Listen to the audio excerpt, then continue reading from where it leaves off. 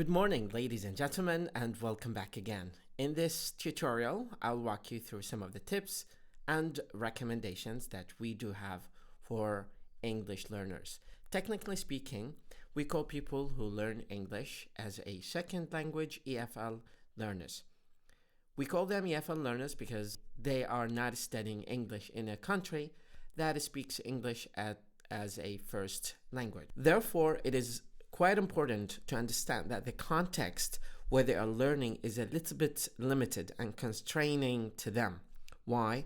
Because they don't have the sources or the sufficient amount of time to be spent with native speakers who speak English as a first language. That's why the input that they are gaining is purely from the materials that they select for learning. And that's why our focus in our class or in our meeting of today is simply to be very selective, very selective of the materials that you choose for your learning of language.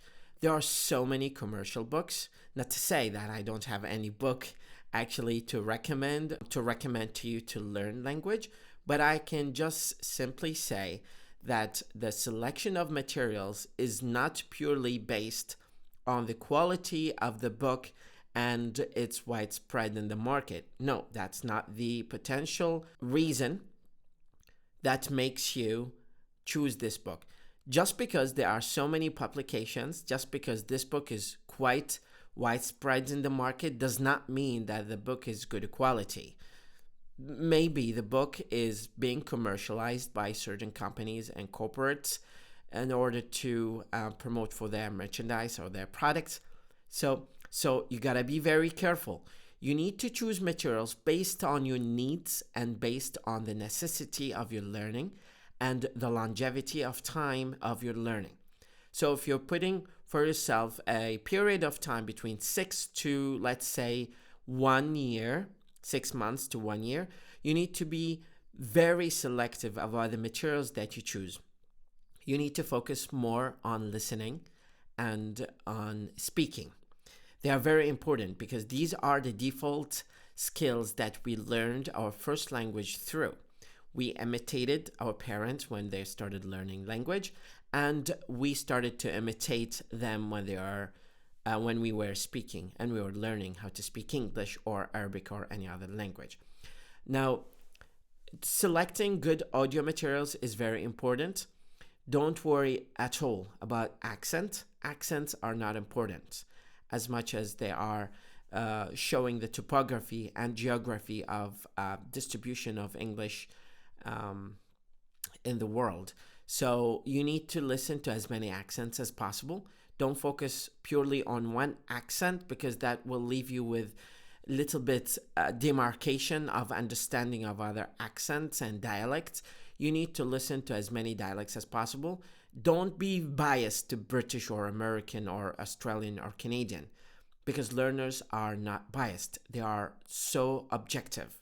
Don't be very subjective, but be selfish regarding the materials that you choose. Choose materials that you find comfortable to work with, to learn with, especially materials that have to do with your listening skills. You need to listen at least for 1 hour on YouTube. That's going to give you a better chance to understand some of things that are going on in the world right now. You need to focus on news. You need to focus on hobbies. You need to focus on things you can learn online through language. Again, I've said that a million times, that you need to use language as a means to an objective that you shoot for. For example, you want to learn how to assemble a computer, a desktop computer. You need to know how to dismantle a microphone. You need to learn how to cook a recipe, like an Italian pizza first class recipe. Use English for that. Ask YouTube. Just say how to prepare an Italian recipe.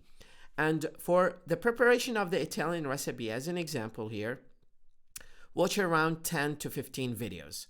Now stack up as many videos for your hobbies and watch them.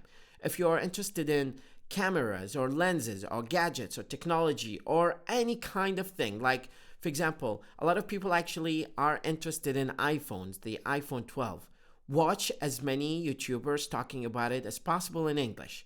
That's one way you can improve your listening. Listening, not just putting your headphones and inactively listening to sound waves coming from one ear out of the other. No, you need to critically listen and be careful and selective about the kind of listening that you listen to. If the brain listens to something that you are not consciously or subconsciously interested in, there is not going to be that much of interaction between your brain, language, and the materials you're subjecting to learning.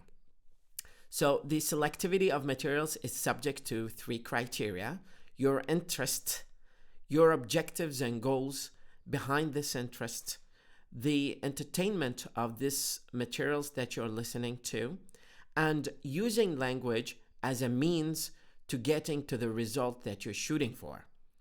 This is the best way you can improve your listening, by selecting selectively materials for your learning. In this way, I guarantee you, your English is going to be fantastically better over the course of the 6 months to 1 year period of learning. Have a wonderful day.